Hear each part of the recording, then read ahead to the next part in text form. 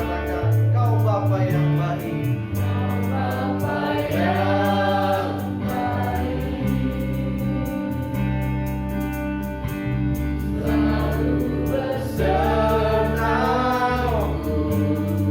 Setiap detik,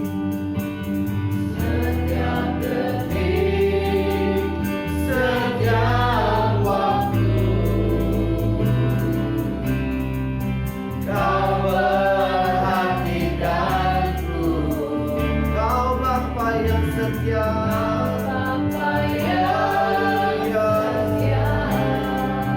selalu di hatiku.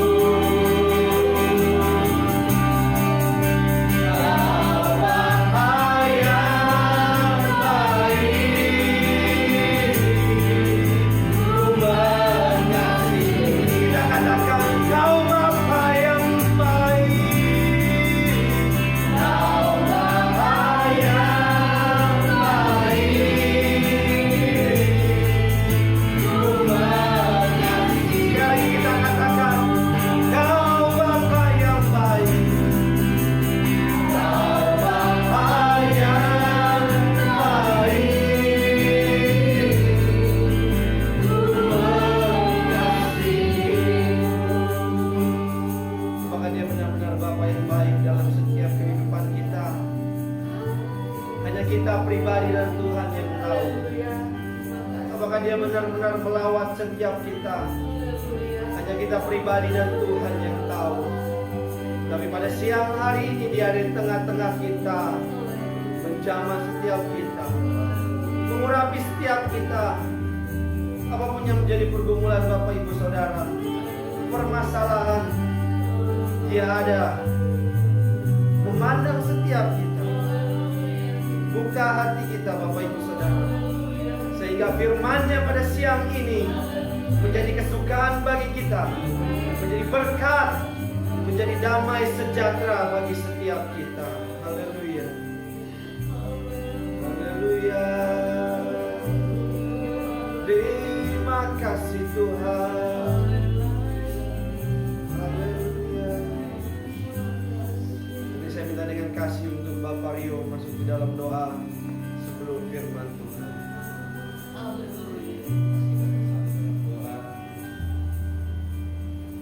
Tiba saatnya Tuhan kami akan mendengarkan kebenaran firman yang mana Tuhan, kami tahu bahwa ada begitu banyak tantangan-tantangan yang kami hadapi di akhir zaman ini. Oleh sebab itu Tuhan, kami butuh kuasa firman yang memberikan kekuatan bagi kami semua, agar kami Tuhan tidak larut oleh ilah zaman ini, tapi kami boleh memandang Engkau sebagai kasih kami Tuhan, sebagai Allah kami yang hidup, sehingga kami boleh kuat dalam menghadapi tantangan-tantangan yang ada di dunia ini. Oleh sebab itu Tuhan, kami mau membuka hati dan pikiran kami agar kami boleh fokus untuk duduk diam mendengarkan kebenaran firman Tuhan yang akan disampaikan oleh hamba-Mu, yang mana Tuhan telah persiapkan dia untuk menjadi saluran berkat bagi kami. Pakai hamba-Mu Tuhan dengan hikmat dan pimpinan kuat kuasa Roh Kudus-Mu yang menyertai dia, sehingga firman-Mu yang disampaikan Tuhan boleh sungguh-sungguh Bapa kami boleh telah dengan baik dan cuma boleh mengerti akan maksud dari kebenaran. Berbicara bagi kami semua dan kami siap untuk mendengarkan kebenaran firman. Dalam nama Tuhan Yesus Kristus kami berdoa. Amin. Ya, silakan dulu. Ya, silakan kepada hambanya.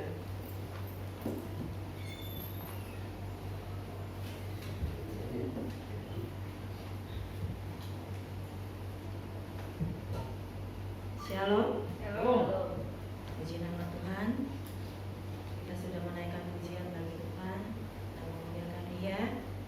Dan saya bersyukur buat kedua kalinya diberikan kesempatan oleh Bapak Gembala dan juga Ibu Gembala, juga sidang jemaat yang di tempat ini untuk memberitakan kebenaran firman Tuhan. Kalau kita dari pujian pertama sampai pujian mendengar firman Tuhan, di situ kita diajak oleh WL ya, untuk selalu mengucap syukur, karena kita tahu bahwa Allah yang kita sembah Allah yang sangat baik, Allah yang luar biasa baiknya dalam kehidupan kita.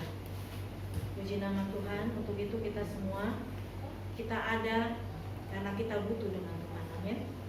Kita butuh Tuhan, kita butuh komunikasi dengan Tuhan.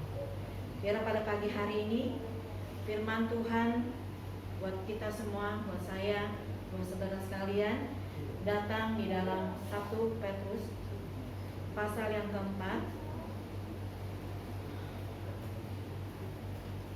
ayat yang ke-12 sampai dengan ayat yang ke-19. 1 Petrus pasal yang keempat, ayat yang ke-12 sampai ayat yang ke-19.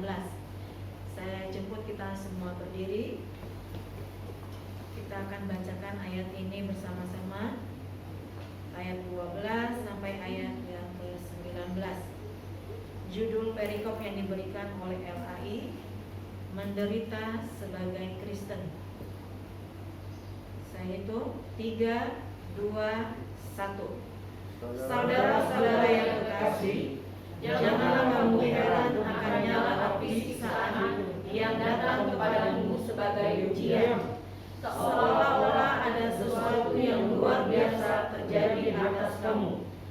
Sebaliknya, bersukacitalah sesuai dengan bagian yang kamu dapat dalam penderitaan Kristus, supaya kamu juga boleh bergembira dan bersukacita pada waktu yang menyatakan kemuliaannya.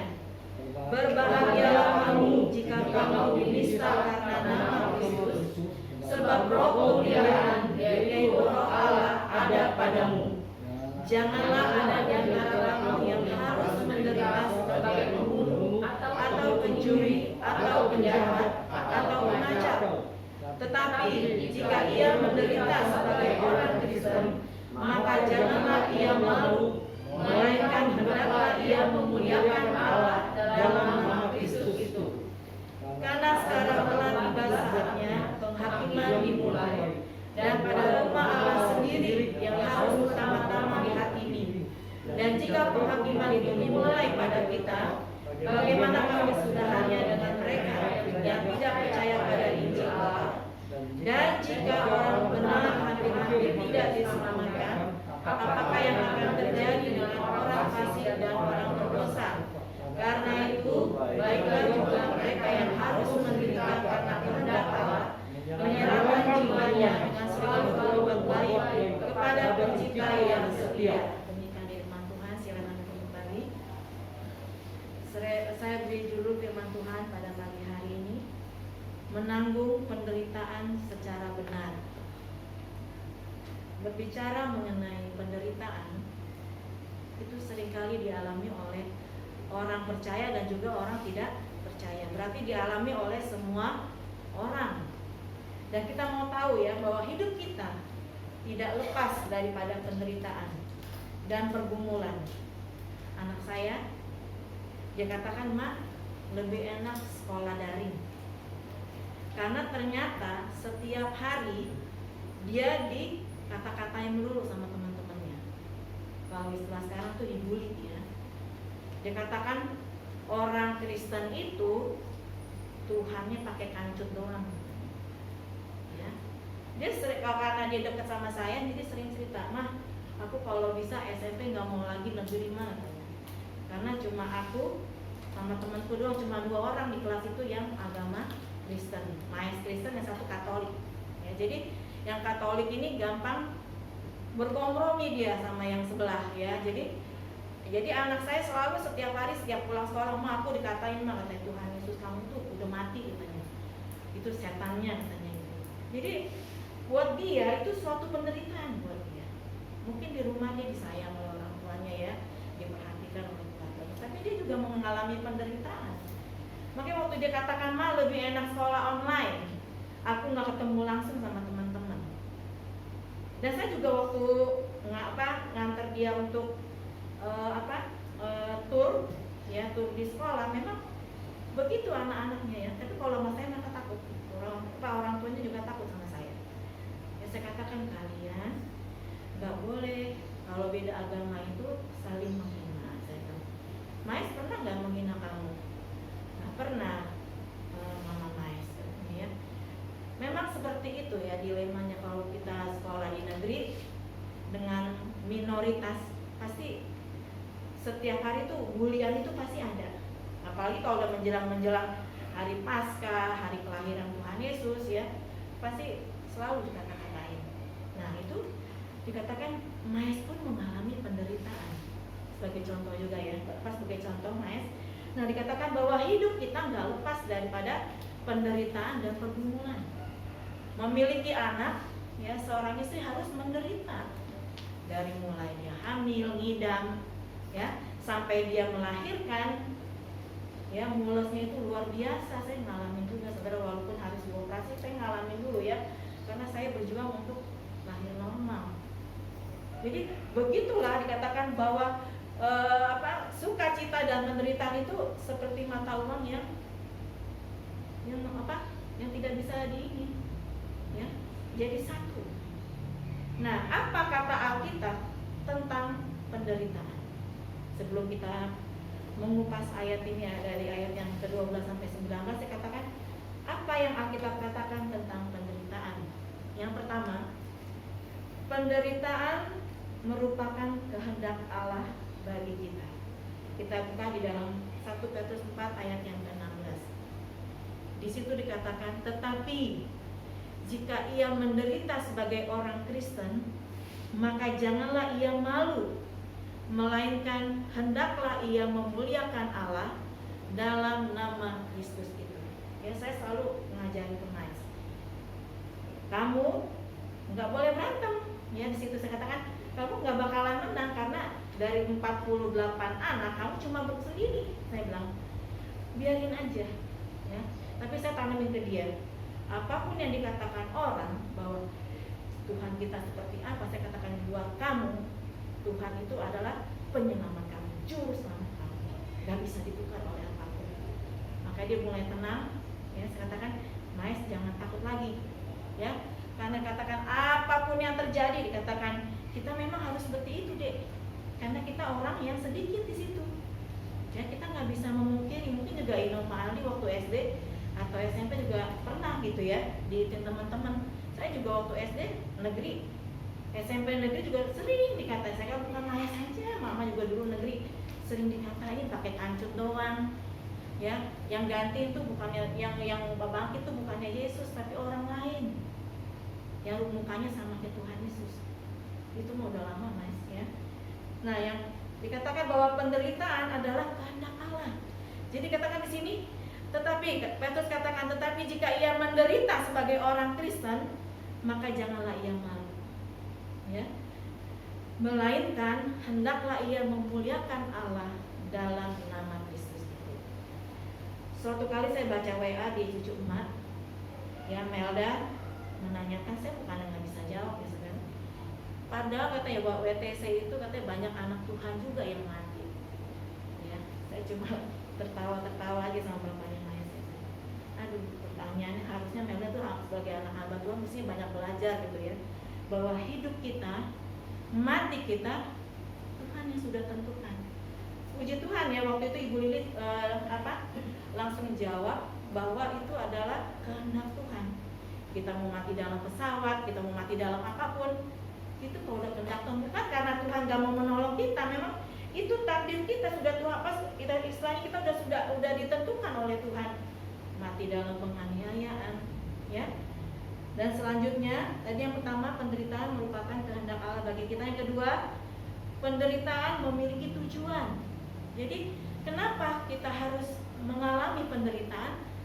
Karena di situ ada tujuan Tuhan. Kita baca di ayat yang ke-7, ayat 6 dan 7. Maju ke depan ya, 1 Petrus 4 ayat 6 dan 7 dikatakan, itulah sebabnya maka Injil telah diberitakan juga kepada orang-orang mati, supaya mereka sama seperti semua manusia dihakimi secara badani, tetapi oleh roh dapat hidup menurut kehendak Allah. Ayat yang ke-7, kesudahan segala sesuatu sudah dekat, karena itu kuasailah dirimu dan jadilah tenang supaya kamu dapat berdoa. Ya, jadi penderitaan memiliki tujuan. Kalau kita tadi menyanyi ya, WL sudah menaikkan syukur kepada Tuhan. Kenapa? Seringkali ada orang yang bertanya, kenapa sih kalau orang Kristen kalau ibadah banyak nangis-nangis? Karena kita merasakan bahwa hidup kita penuh dengan pergumulan. Amin. Ya, apalagi corona begini, banyak pergumulan yang dialami oleh anak-anak Tuhan. Makanya waktu kita menyanyi, kita menyerahkan hidup kita kepada Tuhan, maka air mata secara langsung ya, dia menetes. Karena kita katakan, Tuhan, aku butuh Engkau. Kalau orang yang gak butuh, dia gak bakalan nangis, ya. Tetapi orang yang butuh Tuhan, pada saat dia menyanyi, ya, dia pun bisa merasakan bahwa Tuhan, aku butuh Engkau.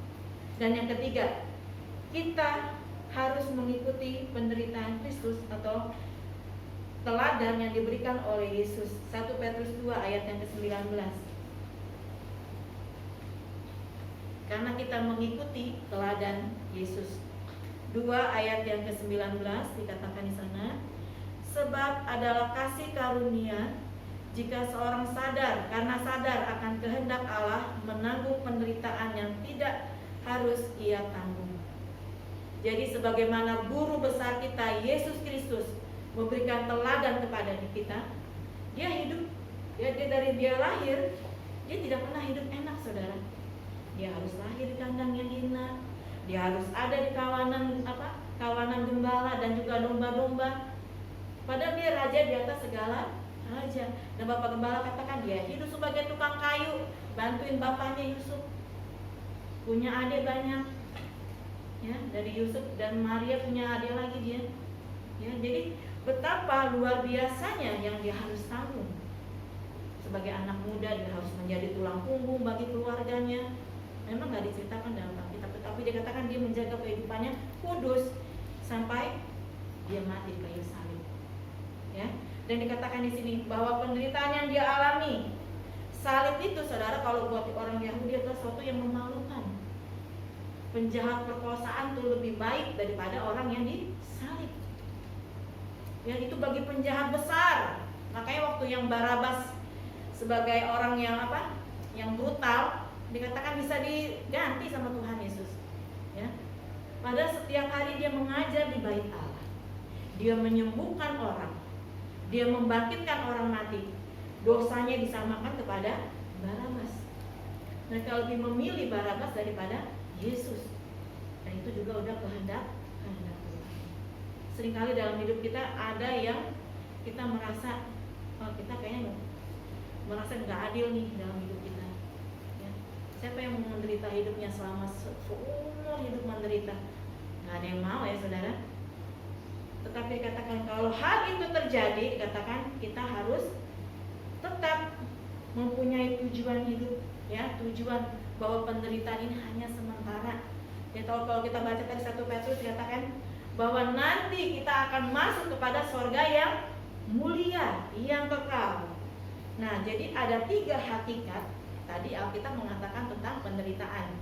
Yang penderitaan itu merupakan kehendak Allah. Yang kedua, penderitaan memiliki tujuan. Yang ketiga, kita harus mengikuti penderitaan atau teladan daripada Yesus. Sekarang ada 3 hakikat daripada suatu penderitaan. Kita akan mulai mengekspos ayat-ayat ini. 1 Petrus 4 ayat yang ke-12 sampai ayat yang ke-19. Yang pertama, ayat 12 dikatakan penderitaan adalah suatu kenyataan. Kita baca ya. Saudara-saudara yang kekasih, janganlah kamu heran akan nyala api siksaan yang datang kepadamu sebagai ujian, seolah-olah ada sesuatu yang luar biasa terjadi atas kamu. Firman ini mengatakan, konteks firman Tuhan ini tidak sedang berbicara soal penderitaan dalam arti umum, tetapi mengenai soal nyala api siksaan yang sedang dikobarkan oleh Kaisar Nero pada saat penulisan ini. Pada saat Petrus menulis, dikatakan dia sedang mengalami satu aniaya dari seorang kaisar keji yang bernama Nero. Ya, mungkin yang sudah belajar Alkitab tahu tentang Kaisar Nero. Ya. Kaisar Nero dikatakan dia membabat habis orang-orang Yahudi, supaya orang Yahudi ini tidak ada di muka bumi. Itu adalah tanda-tanda dari setan, ya, yang gak mau ada anak-anak Tuhan. Banyak Nero sebelum Nero ada lagi, yang setelah Nero ada lagi, yang ingin menghabiskan orang Yahudi.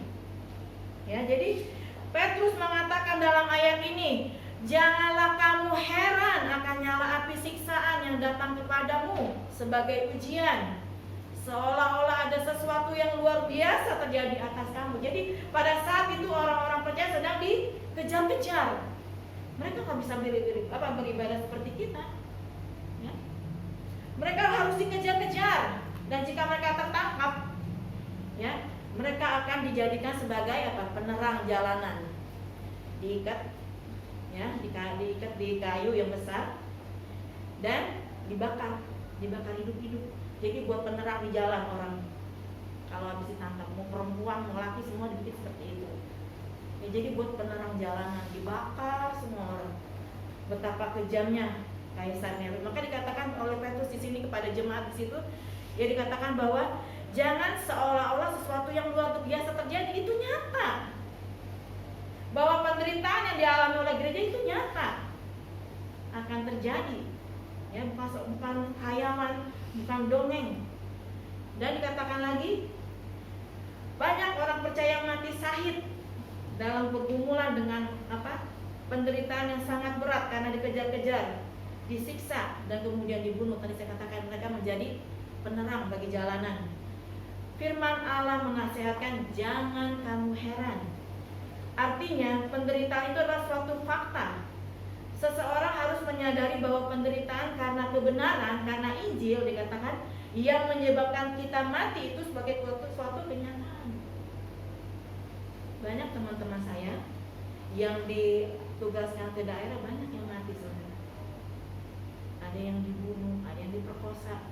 Kalau mungkin saudara baca di Facebook ada satu kalau dibilangnya vikaris ya, pelayan perempuan yang ditempatkan di Palembang, di Palembang ya. Jadi di situ dia diperkosa, dibunuh lagi.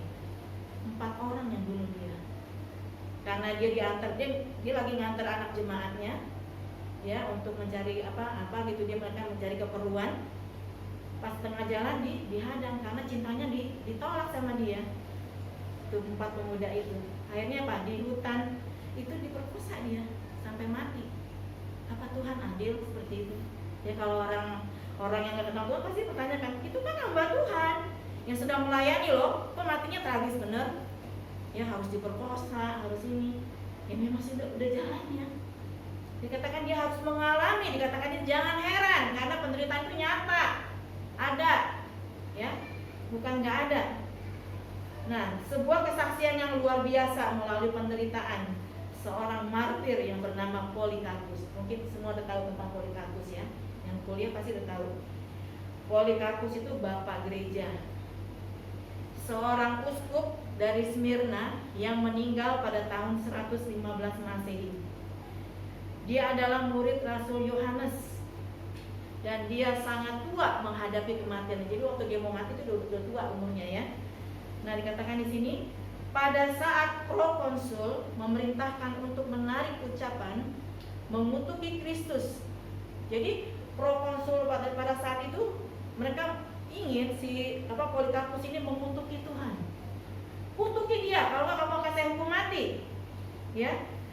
Apa yang dikatakan oleh Polikarpus pada saat dia mengalami ancaman seperti itu? Dia katakan, sudah 86 tahun aku melayaninya. Berarti udah 80 lebih ya, 87 ya, 88 lah umurnya.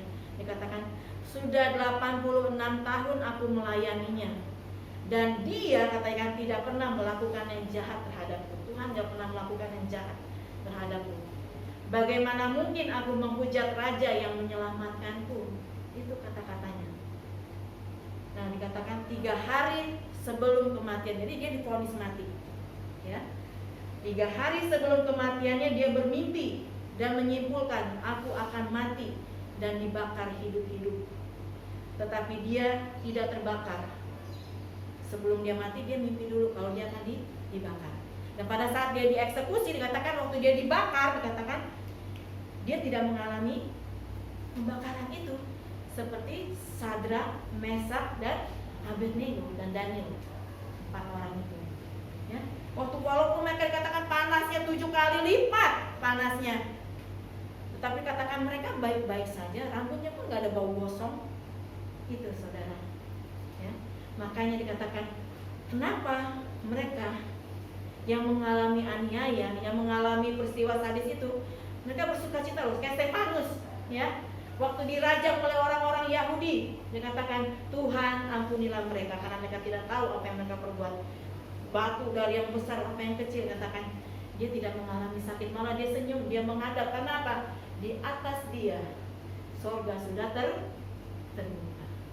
Ya, betapa luar biasanya orang yang mati syahid itu langsung disambut oleh Yesus. Dikatakan dia duduk di sebelah kanan Allah Bapa di surga. Ya, jadi saudara jangan takut kalau mengalami aniaya karena kita mau datang ke gereja, karena kita mempertahankan kebenaran firman Tuhan. Dikatakan orang mati syahid, ya, langsung disambut, langsung diangkat, ya, di pangkuan Bapa di surga. Lalu dikatakan akhirnya para algojo melemparkan pisau dan menancapkan ke tubuhnya. waktu dibakar api dia nggak mati. Akhirnya para algojo, kalau parah berarti banyak algojonya ya. Dia melemparkan pisau dan akhirnya Polikarpus itu mati syahid. Ya, mati karena kebenaran, karena dia harus mengutuk Tuhan Yesus. Dia katakan, mana bisa aku mengutuk, 86 tahun aku melayani dia dan Tuhan gak pernah jahat sama aku, buat apa aku mengutuknya? Ya.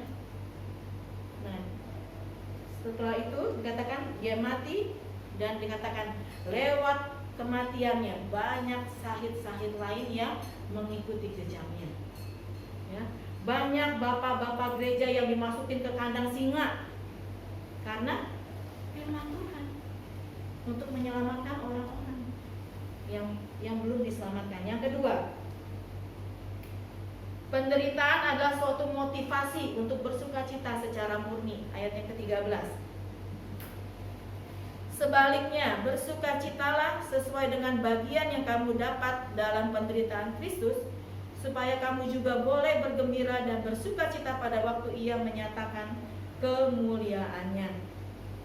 Nah, jadi yang kedua, hakikat yang kedua, bahwa penderitaan adalah suatu motivasi untuk bersukacita secara murni. Arti murni apa? Tidak ada campuran sama sekali. Murni. Sukacitanya murni. Ya. Sukacita yang dimaksud di sini adalah bersyukur karena mendapat bagian untuk menderita. Artinya, menjadikan penderitaan yang ada untuk menciptakan suatu sukacita yang murni, yang hanya dari Allah dan Tuhan Yesus. Siapa yang mau baca ayat ini? Matius 11 ayat 28. Tuhan Yesus pun sudah mengundang orang-orang percaya. Matius 11 ayat 28 sampai 30. Ada yang mau bacakan ayat ini? Dipersilakan. Matius pasal 11 ayat 28 sampai ke 30. Demikian firman Tuhan. Marilah kepadaku semua yang letih lesu dan berbeban berat, aku akan memberikan kelegaan kepadamu. Pikulah kuk yang kupasang dan belajarlah padaku, karena aku lemah lembut dan rendah hati, dan jiwamu akan mendapat ketenangan. Sebab kuk yang kupasang itu enak dan bebanku pun ringan. Haleluya. Ya. Yesus pun mengundang bagi orang-orang yang saat ini mengalami letih lesu, mengalami penderitaan. Dikatakan, marilah kepadaku semua yang letih lesu dan berbeban berat, aku akan memberi kelegaan kepadamu. Dikatakan orang yang bebas dari pikiran, bebas dari sakit penyakit adalah orang yang apa, saudara? Sudah masuk di dalam lubang kubur. Ya, udah gak mikirin apa-apa lagi dia. Ya, sudah gak mikirin tentang anaknya, gak mikirin lagi tentang keluarganya. Jadi katakan sini, kalau jika kita masih hidup, berarti kita masih ada penderitaan, masih ada pergumulan. Mungkin Bapak Ali sebentar mau jadi bapak bagi anak yang kedua, ya itu pergumulan juga. Karena sekarang lagi ada virus, ya kan? Terus yang lain, Bapak Ino, Bapak Felki sebagai bapak rumah tangga untuk mencukupi kehidupan rumah tangganya. Iong juga ya, masih punya. Dikatakan masih punya pergumulan. Jadi katakan, marilah kepadaku semua yang letih lesu dan berbeban berat, aku akan memberi kelegaan kepadamu. Orang stres datang ke psikiater, tapi udah selesai sharing, dia udah lupa lagi. Ya, karena obat satu-satunya adalah datang kepada Tuhan.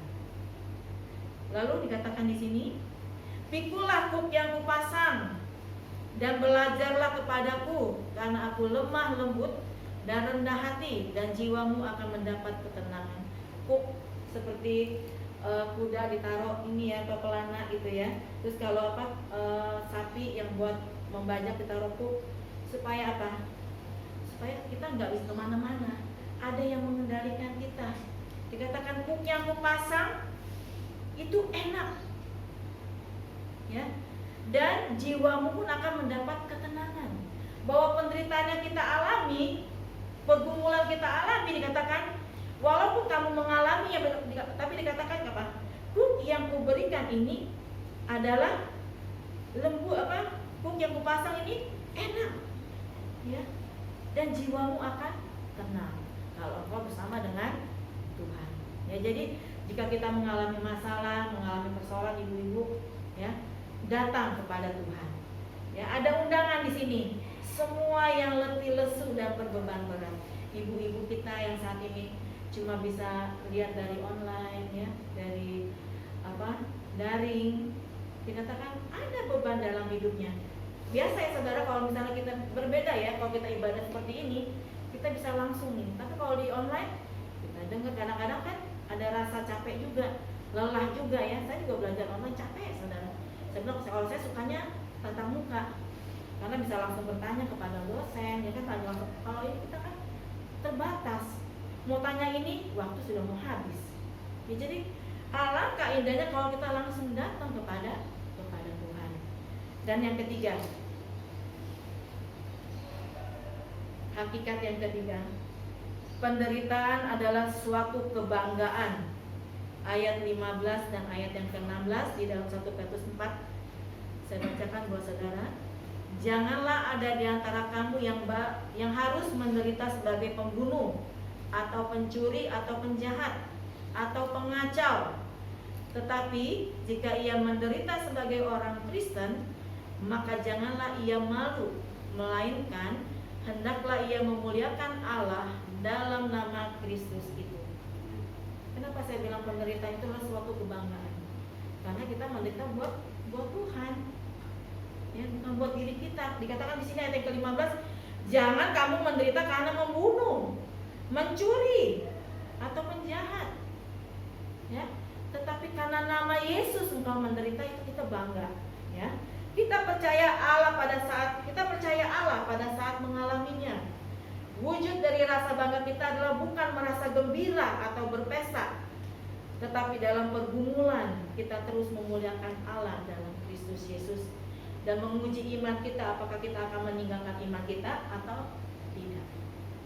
Dalam pergumulan saudara, apakah kita setia terus mengikut Yesus atau mundur ke belakang, meninggalkan sama sekali? Karena orang yang tidak sanggup, dia akan lari meninggalkan Tuhan. Buat apa saya 50 tahun melayani tapi saya terus menderita, ya? Tapi dikatakan Tuhan, kuk yang kupasang itu enak dan bebanmu pun ringan.